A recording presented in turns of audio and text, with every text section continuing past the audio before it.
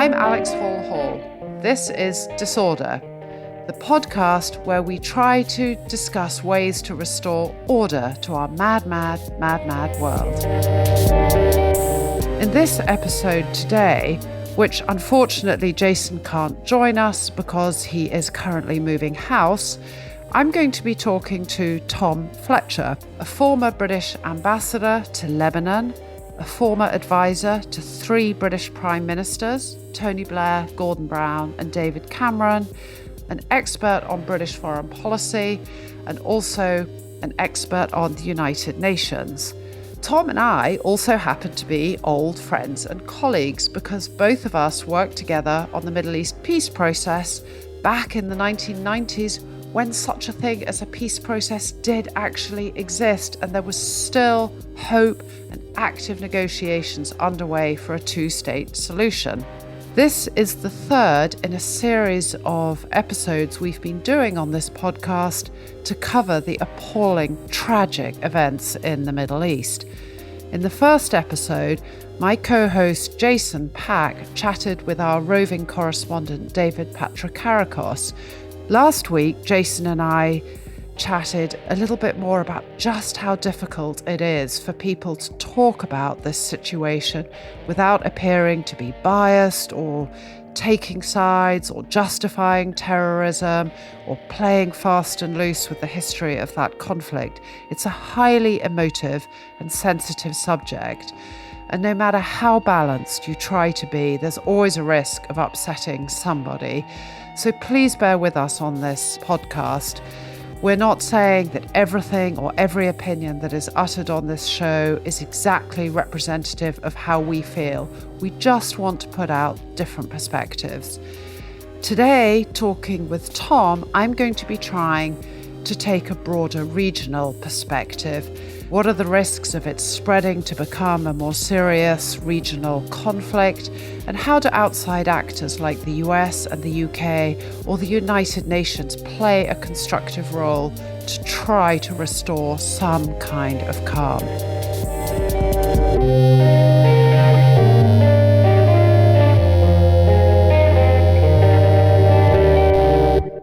So Tom, thank you very much for coming to join us today. When we worked together, I was the head of the section. You were a bright, new, young entrant in the Foreign Office, and it was obvious you were going to go on to be a stellar British diplomat. Well, sadly, my career came to an abrupt halt in 2019. Let's kick off just by talking about some of the human dimension to this issue. You were in Lebanon. I'm guessing you must have visited the refugee camps, the Palestinians who are still there so many years after the founding of Israel. Can you tell us some stories of who you met and your impressions? It's hard to believe, isn't it, that it was 26 years ago that we worked together. Well, I worked for you, let's be clear, in my very first job in the Foreign Office. You know, I think most of the time I was drafting letters to members of the public. And when you think back to what I was drafting at the time, we were saying, we believe in a 2-state solution. We just think this needs more energy, needs more commitment from the international community. And maybe if we implement those UN resolutions, and we would have known them off by heart, wouldn't we? 242, 338, 475, that set the scaffolding for a peace process. All we need to do is work harder and we'll deliver that. All we need to do is just get behind the Americans. That was always the policy line, wasn't it? Not do anything independent. The next American administration will come along and they'll grip this. Don't worry. You know, our guys in Washington will just influence the next American administration and they'll come in and deliver a peace process. I suspect that our successors aren't writing those letters with as much hope, optimism, conviction as we were 26 years ago. You've brought back such an amazing memory. I mean, when you and I were working on this together, the 2-state solution was very much alive. I went to Gaza for the moment when President Bill Clinton visited Gaza, and the whole streets of Gaza were bedecked with American flags, and he addressed the Palestinian National Congress and gave one of the most memorable speeches I've heard in my entire career, where he expressed empathy and understanding for the needs and concerns and hopes and dreams and fears of Palestinians, and yet help them understand why Israel existed and why it was important to recognize them. And he persuaded the Palestinian National Council to remove language from their charter that called for Israel not to exist. And it was one of those extraordinary moments. I mean, wow, does that seem such a long time ago now? It really does. I mean, that sense of hope at that moment. And of course, remember that wider international context. We were coming through a period where we were starting to really understand this idea of responsibility to protect. I think we were very much in that chapter of the history book that probably started in 1989 and finished in 2016. You could call it the end of history. We thought the world was moving in our direction. Peace was possible, that we had the will and the leadership to just push through these obstacles. Our generation joining the Foreign Office really believed that. We had a sense that diplomacy was about positive change and that the momentum was with us. And I think what we've experienced since 2016 is that realization that history hasn't ended. Of course it hasn't ended. That 1989 was just one more date in the calendar. It didn't mark the beginning of the end of history. And that's been very hard, I think, for a lot of people of our generation of diplomats to really get our heads around, because it's a sort of existential challenge. It's almost like we've lost our religion, lost our grounding sense of progress towards liberal democracy. And now we're seeing it, of course, in this horrific breakdown of what we once called the Middle East peace process.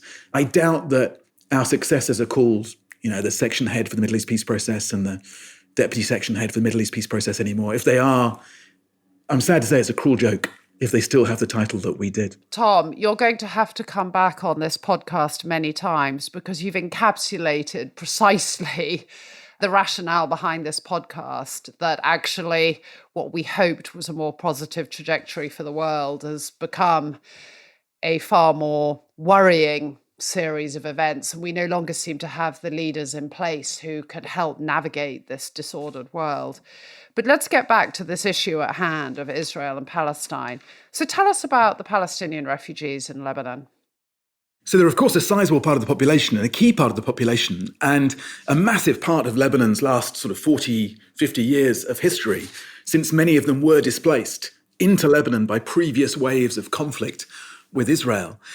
And of course, the big dynamic when I was there, I was in Lebanon 2011 to 2015, was that the refugee population was then being swollen again by Syrian refugees, to the point where 1 in 3 people in Lebanon was a refugee. You imagine that's sort of Nigel Farage's worst nightmare. Imagine what that would do to community, society. And now the Palestinians were not really integrated in Lebanon. And so they didn't have the same political rights as the Lebanese. And there was always this concern about what might come out of the camps.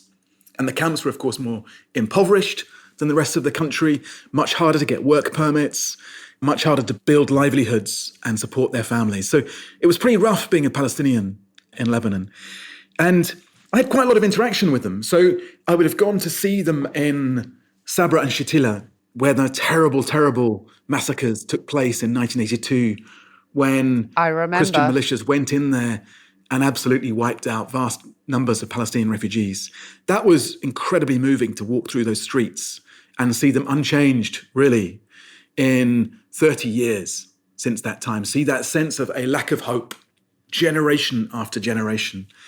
I think as well, I used to go out to universities where lots of Palestinians were studying, and we'd set a stopwatch. How long will it be in the Q&A before someone mentions the Sykes-Picot Agreement, the Balfour Agreement, these wounds of history that you and I know well from working in the region, but probably most school children, most adults in the UK don't know much about. 100 years ago, when we were perceived as having sliced up the region in cynical ways, every school child in the Middle East can tell you about those. And by the way, that, spoiler alert, it was normally the first question in every meeting with a group of Palestinian students or Lebanese students or Syrian students. This sense that I might jump into the meeting thinking, I'm the new young ambassador, Great Britain, global Britain, soft power, the Premiership, Adele, David Beckham. And they were thinking about Sykes-Picot and Balfour and the historic wounds that we'd left in the region. And I think that's important to remember. Then I think the other thing I'd say about the Palestinians was that every year on November the 11th, I would do 3 remembrance services, north, south, and central Lebanon, to remember the British troops who died there, but also the other troops who fought alongside us in the Second World War. And most of them were Palestinians. And so at those events, they were great gatherings of the Palestinian community as well. Often those graveyards are in the middle of Palestinian areas. These old guys who had fought for us in the Second World War, would come up to me. Those are always very moving events anyway. But they would come staggering up towards the end of their lives to me and show me the keys to their houses. Because, of course, at the end of that conflict, after 1945, they went back to their homes and 3 years later were driven out. And they left thinking they'd be back the following week. They took the keys with them and they would sit around me and show me the keys to their houses and say, do you think our sons, our grandsons, our grandchildren will ever take these keys home and reopen those houses? And what do you say as a British ambassador in that situation? There's nothing you can say. You're reminding me of a very similar story when I went to stay with a friend whose family lived in a refugee camp in Gaza. This was before Israel had blocked movement between Gaza and Israel proper. And so one day he and his friends put me in their car and we drove into the south of Israel, unfortunately, probably where some of the horrible massacres took place by Hamas 3 weeks ago.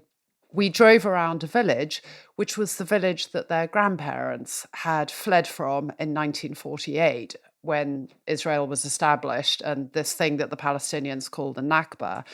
And I remember it very well because we drove through this village and the people in the truck with me, these Gazans, were actually able to point to me and say, that was my grandmother's house and that is where my father was born. And I started getting very, very upset because it was just awful. And so this Palestinian friend of mine, to try and lighten the mood, he pointed to a donkey and he said, that was my grandmother's donkey, to try and sort of lighten the mood. And then they started joking, and that was my toy car. But yeah, this is very alive. I mean, this is all such a close, small geographical space, right? And, 100 years ago, my predecessors in Lebanon would have traveled between Aleppo, Damascus, Jerusalem, Bethlehem, Beirut. They wouldn't have thought twice about making those journeys across these borders, which we now know are war zones. UN troops, big wired fences, and so on. I completely agree about being moved in those moments because all of us who accept Israel's right to exist should also acknowledge that there were people there. And that one of the things that makes me angry in some of the discourse is when people say that this was somehow empty land. After 1948, Israel made the desert bloom when there was nothing there before. That's very hard to hear when you meet people who can point at their houses. So let's come on to some of the political and strategic aspects of this, and in particular, what we think are the risks of this spreading and developing into a serious regional conflagration. We've already seen it have an effect in many places around the world in the form of mass protests for the Palestinians or calling for a ceasefire. We've seen the horrific images of a baying mob trying to hunt down Jews that came off a plane from Tel Aviv that landed in Dagestan.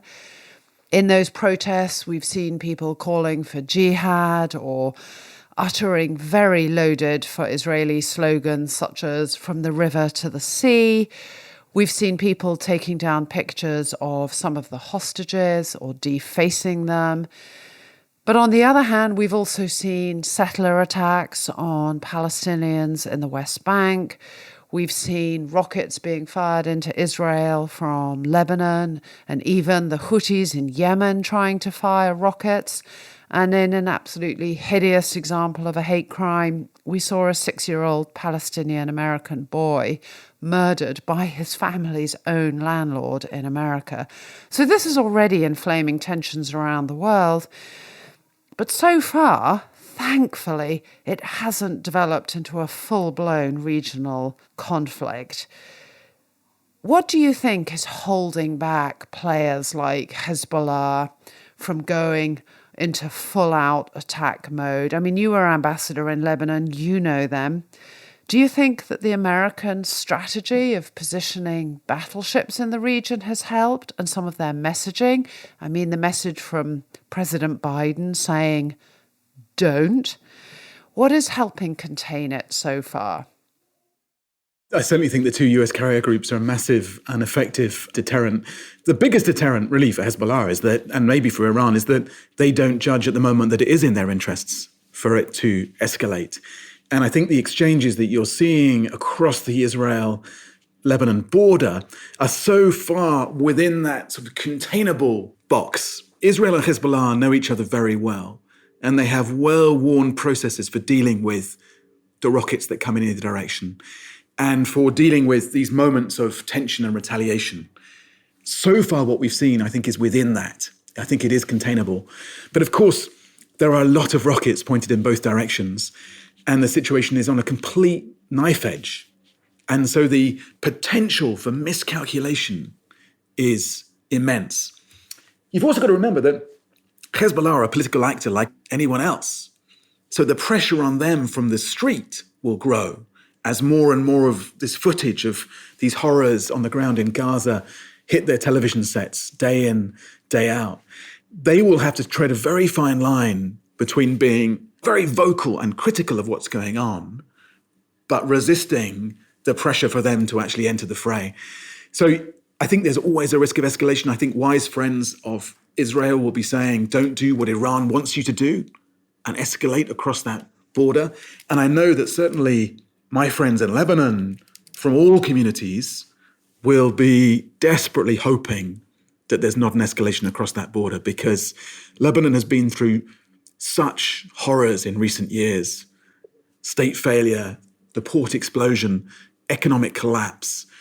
They remember 2006, the last time that Israel smashed up South Lebanon. And they know the deep, deep damage another conflict would do to them. Is the decision in Hezbollah's hands, or are they subservient and responsive to Iran? Where would the decision-making lie? I can understand well why the wider population in Lebanon, this is the last thing they need, to have a wider conflagration.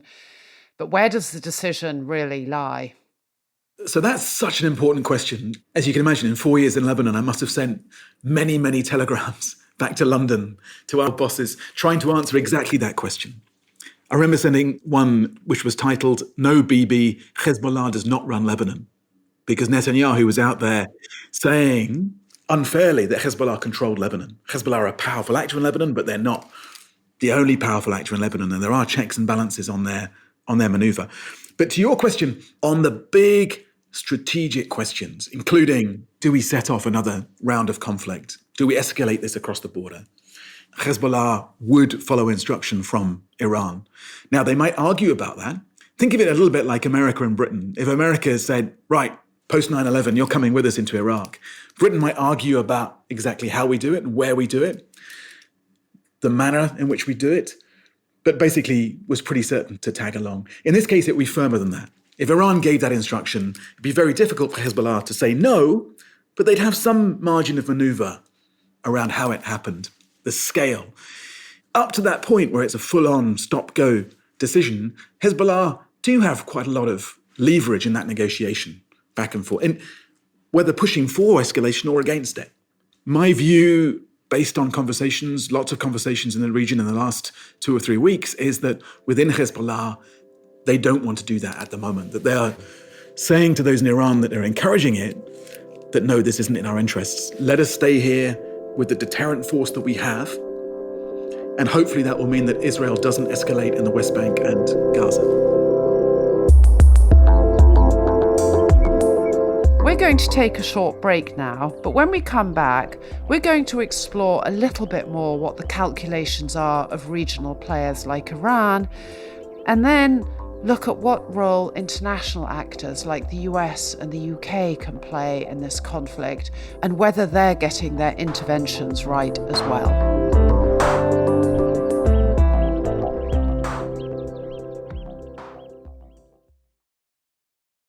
So let's go back to regional actors. From Iran's point of view, is this playing out more or less as they might have hoped or can exploit? Sort of Israel now coming under huge international criticism for, inverted commas, overreacting. though given the atrocities they experienced, it's an emotive word to accuse them of overreacting, whether it's the right approach or the wise approach. But, there's been a lot of speculation that this is all sort of part of a trap that draws Israel into a quagmire, makes them the bad guys. Then America is defending and protecting Israel, so they then become isolated, as we've seen at the UN. How will Iran be seeing this? Is this sort of playing out quite nicely? I think the Iranian regime itself will be quietly satisfied with how things are going. I think that they would have been surprised by the scale of the Hamas attacks. We were rightly outraged in the West and stood alongside Israel at that moment because we were also horrified. I think Iran will be very happy with the increasing damage to Israel's reputation in the world, and especially to America's reputation in the world. And then remember, I think the big prize in all of this for Iran is that they've set back the process of normalization between the Gulf states and Israel by, at the very best, months and maybe decades. I think that Western leaders who are able to speak quietly, confidentially as friends to Israel should be saying, don't forget that that is the real prize here, that normalization with the Arab world. And don't overreact to such an extent that you make that impossible. Listen to the messages from the Arab governments now. They're condemning Hamas. They're basically saying, we will work with you to deal with this threat, but not at the cost of thousands, tens of thousands of innocent Palestinian lives. And Iran will be hoping every day that goes by, every bit of footage that goes around the region of the horrific situation on the ground in Gaza, that normalization is buried in the rubble of Gaza. Yes, so to pick up your point, Tom, about the messaging and what the UK and the US should be saying to Israel, it's kind of telling them, don't lose sight of the long game here.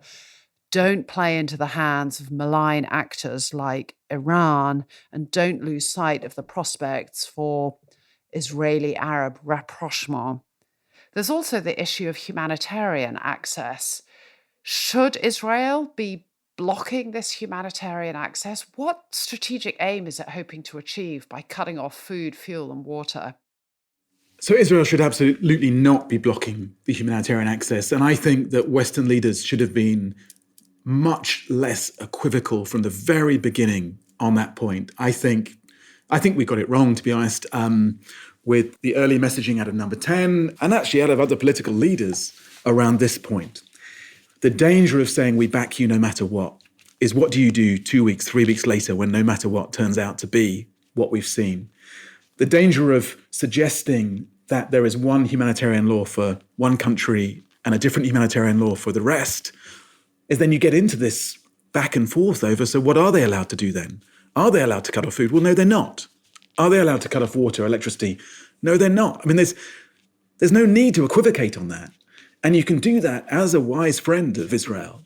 And I think we're in a phase of the conflict now where the number one message has to be that the overwhelming imperative is to prevent further loss of civilian life. Get the hostages out. I would be saying, if I was writing the lines still in Number 10, as friends of Israel and the Palestinians, we want all violence against civilians to stop now, unequivocal.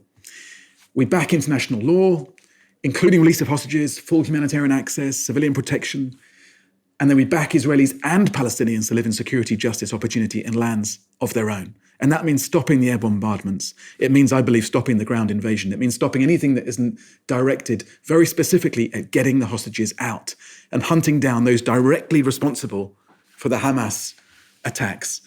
I think this wave of wider retribution, establishing deterrence, mowing the lawn in this way, is actually counterproductive. It's not in the interests of peace, of the two-state solution. I worry about the damage it will do to that normalization process for Israel and the region. So I think we should be saying, yeah, we feel your pain, we've got your back, but don't make this mistake. Don't add fuel to the fire. In the most recent UN resolution on this issue was at the General Assembly calling for a ceasefire. The US voted against it. The UK abstained. France voted in favour. and various other EU members were splintered across those lines as well, just exposing one of the other, I think, challenges here, which is any prospect of the UN playing a constructive role, because certainly from where I sit, I see countries like Russia very deliberately proposing poison pill language in resolutions that are designed to sow chaos between the US and Europeans. Why was that resolution on calling for a ceasefire something that the British and the Americans felt they couldn't support? And is there any role the UN can play here other than the humanitarian one? Well, it's interesting when you think about trying not to do what your opponent wants you to do. And we talked about in the context of Israel and Iran. At the UN, we have ended up doing exactly what Russia enjoys us doing, which is being divided in this way. And so no one would have taken much pleasure from the way that that shook down in New York. It's also, let's be clear, it's not a great look for a serious country like the UK to end up having to abstain on something. Now, there were good reasons why they did, but they would have much preferred, I'm sure, to have found language that allowed them to support a resolution. What was the problem with the resolution from the UK and the US point of view? So the UK, and to a greater extent the US, although this will change at some point, as it has done with previous conflicts between Israel and its neighbors, is arguing that Israel needs more time to establish deterrence, to deal with the longer-term threat of Hamas, and that to call for a complete ceasefire will effectively disarm Israel, but not disarm Hamas. Hamas will continue their violence, but Israel will be forced to stop theirs. So that's the argument against it. I think the moment has come already for us to be pushing much, much harder for a pause, a cessation of hostilities, whatever you want to call it. But for that moment where Israel stops that bombardment and lets us get serious amounts of aid into those Palestinians who need it, I think that moment has come, and that Britain should be on that side of the argument. So I'm actually, I'd say, closer to the French position than the UK position right now, which is a funny thing for a British diplomat to have to admit to. Well, and thank you for that clarity. I mean, my understanding is that the language in the resolution that did eventually get passed, I think, was calling for a humanitarian truce, which is a very gentle breathing space, but that it didn't mention the Hamas attacks. So that was a definitely problematic absence there for the US and the UK. So yes, we need to get to a breathing space. We need to try and draw back from the brink. We do need to think about the day after. And I want to quote Dennis Ross, who was the chief US negotiator at the time when you and I were working on the Middle East peace process. And he was quoted recently saying, as heartbreaking as the situation is now, eventually there does have to be a day after. So let's just spend the last little bit of this episode talking about how do we get to that day after? Is there any prospect of a two-state solution being resurrected, or is that now completely dead? Is it dead, or is it the only way out?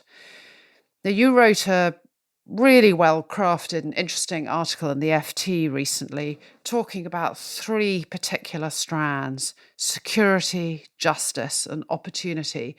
Can you talk us through what you meant by those three elements and what you think we need to be doing to get there? You asked why it's so difficult for the United Nations to act. And obviously the Security Council has been paralyzed. I mean, worse than actually, it's been vandalized by Putin, and it was orphaned by Donald Trump, which makes it very difficult to build that trust you need in these situations. And that's going to make the next phase much, much harder. It will mean that there's a greater role for players in the region: Turkey, Qatar, UAE, Saudi, Egypt, Jordan, than even more than there would have been with previous conflicts of this kind. Look, ultimately, there are three ways to settle this when you have two peoples sharing the same land. The first one is that you leave it to God, and both sides feel that God has promised them that land, and maybe they can wait and God will decide at some point. I wouldn't wait. Second option is to fight it out. And what will happen then is that the stronger side will win, which in this case is Israel, but that the weakest side militarily will make sure that they can't enjoy that victory. They'll make it very, very hard for them to ever feel safe in that space. And the third way to do that is to have a process that establishes a compromise, ultimately where you share the land, where you establish either two states or a single state solution that allows you to coexist within that one state with equal rights. Now, all of that is really hard. I'm not pretending that that third option is easy, but who would argue that the other two options are better? And I think it's failed because that peace process hasn't been in the interest of powerful players in the region, the Iranian regime, the Israeli hard right, Hamas itself. It's failed because America hasn't been able to bring enough pressure on the Israeli side to get them to the table, to get Netanyahu to a deal in particular. And it's failed because of that weakness of the Palestinian moderate leadership, because of the weakness of the UN, the weakness of Europe, the weakness of Israeli moderates. And so we've ended up with this cycle of violence, terror, retribution, which is why I argued that we should get back to these ideas: security, justice, opportunity. What would we say to Israelis and Palestinians that meant they could either have equal rights to security, justice, and opportunity? And I think reframing it in that way makes it easier to get out of this corner that we found ourselves in. Now, one of the issues that I've been kicking around in my head is, do these recent events further empower the extremists on both sides, or do they end up discrediting them? And I certainly hope it's the latter. We may be at the current phase where people are rallying behind the most extreme points, but at some stage, I hope the extremists on both sides get discredited, because you say there is no solution of fighting it out or leaving it to God. How do we find these partners for peace, and how do we empower them? What is our leverage on the Palestinians who've been so badly served by their leaders? And what is our leverage on Israel to find and empower that peace camp that does exist there? So our leverage is limited. There is a problem on both sides of that table. The current Israeli cabinet is full of people who won't be partners for peace. Clearly, Hamas are not an option at the peace table. And we have to find a way to renew and refresh Palestinian leadership. If I could take, and it seems crass and glib to try to search for any positives in this current situation, but if I could take one glimmer, it is that the world now remembers why this matters, why diplomacy is so important.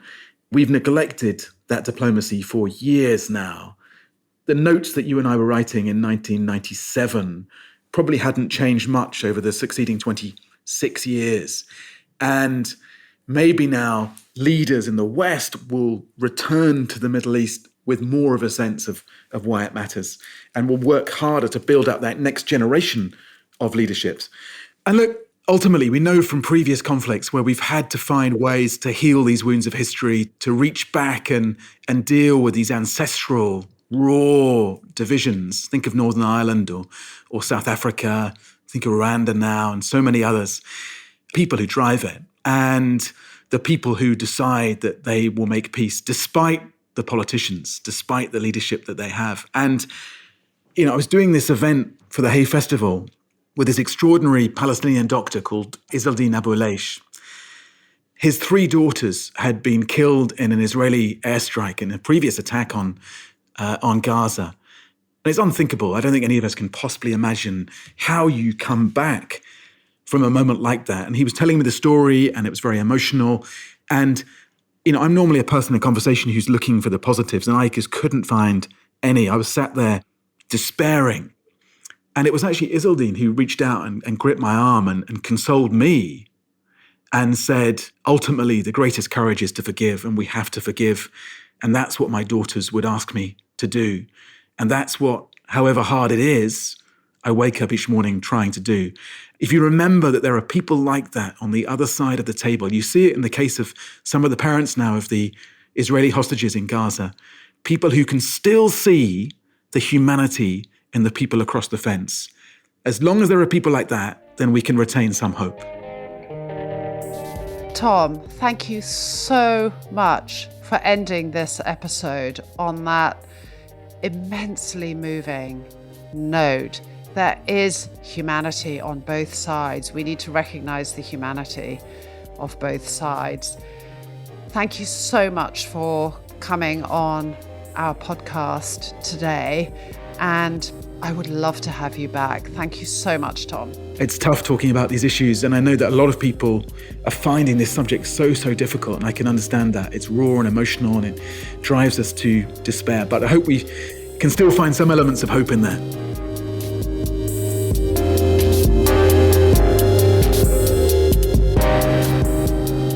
Thank you so much for listening today. As our guest Tom today mentioned, and as Jason and I discussed in our previous episode on the Israel-Gaza conflict, peace is hard, and sometimes it requires a leap of faith and the willingness to talk to your worst enemies. So next week, what better guest could we have than Jonathan Powell to talk about the lessons he learned talking to IRA and Sinn Féin leaders and negotiating the Good Friday peace agreement. If you like this show, please follow us at Disorder wherever you get your podcasts. You can also find us on social media at Disorder Show and read more about these issues in our show notes. That's all for today.